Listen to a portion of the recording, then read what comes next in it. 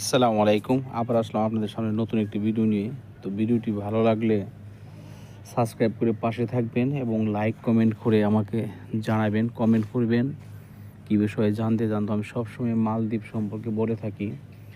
তো আজকে যে বিষয়টি নিয়ে এসেছি আমি, তো মালদ্বীপ মূলত ভিসা খোলা আছে, ভালো ভালো কোম্পানিতে খোলা আছে, আসতে পারেন। তো একটা জিনিস খেয়াল রাখবেন, কখনও ছোট কোম্পানিতে আসবেন না। এমনও কোম্পানি আছে আপনাকে মালদ্বীপ নিয়ে আসবে, নিয়ে আসার পরে এয়ারপোর্ট পর্যন্ত নিয়ে আসবে, তারপর আপনাকে কে রিসিভ করবে না করবে এই ধরনের কোনো লোক পাওয়া যায় না। আর যখন একটা ভালো কোম্পানিতে আসবেন, এমটিসিসি, বিলালিউ কোম্পানি, সাসি কোম্পানি, তারপর আপনার আরডিসি কোম্পানি, এসডিসি কোম্পানি, বিভিন্ন ভালো কোম্পানি আছে। এই সমস্ত কোম্পানিতে আসলে কি হয়, আপনাকে অফিস থেকে যাবে এলো রিসিভ করার জন্য এয়ারপোর্ট থেকে রিসিভ করে নিয়ে এসে আপনাকে নিজস্ব কোম্পানির ক্যাম্পে রাখবে, মেডিকেল করাবে। আর অনেকেই আসছেন দেখছি বা শুনছি, মনে করেন এয়ারপোর্ট পর্যন্ত নিয়ে আসছে, তারপরে মনে করেন যে হলো আপনার রিসিভ করার লোক নাই।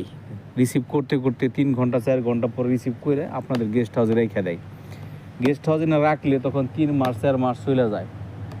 তো ওই জন্য আমি আপনাদেরকে অনুরোধ করবো সবসময়, যাতে মনে করেন যে হলো কখনও মনে করেন যে এই ধরনের ভুল করবেন না। দেখে শুনে বুঝে তারপর আসবেন। সবসময় দেখে শুনে বুঝে আসলে ইনশাল্লাহ কখনো বিপদগ্রস্ত হবেন না। তো এইদিকে সবসময় খেয়াল রাখবেন, ইনশাল্লাহ সবসময় অল টাইম খেয়াল রাখবেন। তার কারণ যদি খেয়াল না রাখেন তাহলে সমস্যায় পড়তে পারেন। তো এই জন্য আমি সবার উদ্দেশ্যে বলবো, সবাই যাতে মনে করেন যে ভালো থাকেন, সুস্থ থাকেন, সবার জন্য শুভকামনা। সবাই কোম্পানিতে আসলে দেখে শুনে আসবেন, ভালো কোম্পানিতে আসবেন, সবসময় এই কামনাই করি। আর অনেকেই কখনো প্রতারিত হবেন না। অনেকে দালালের মাধ্যমে প্রতারিত হন। এই ধরনের প্রতারিত না হন, এই জন্য মালদ্বীপ আপনার যদি কোনো লোক থাকে তাহলে তার কাছে জিজ্ঞেস করবেন যে কোন কোম্পানি ভালো, বা যে কোম্পানিতে আসতেছেন ওই কোম্পানির নাম লিখে আমাকে কমেন্ট করবেন, আমি আপনাদের উত্তর দেওয়ার চেষ্টা করব। তো ইনশাল্লাহ আশা করি আপনাদের সব কমেন্টের আমি উত্তর দেই।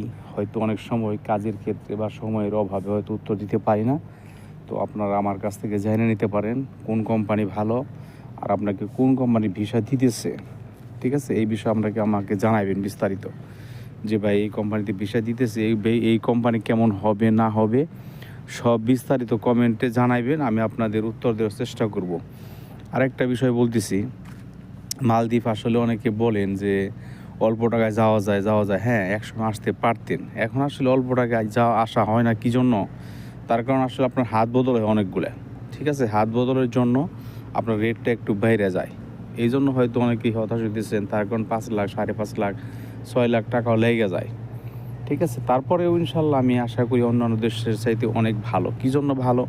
এই দেশে আসলে আপনার সর্বনিম্ন 35-40-এর নিচে আপনার বেতন নাই। মনে করেন একটা লেবারও যদি আসে, তারপরে সর্বনিম্ন 35-40 হাজার টাকা বেতন আছে।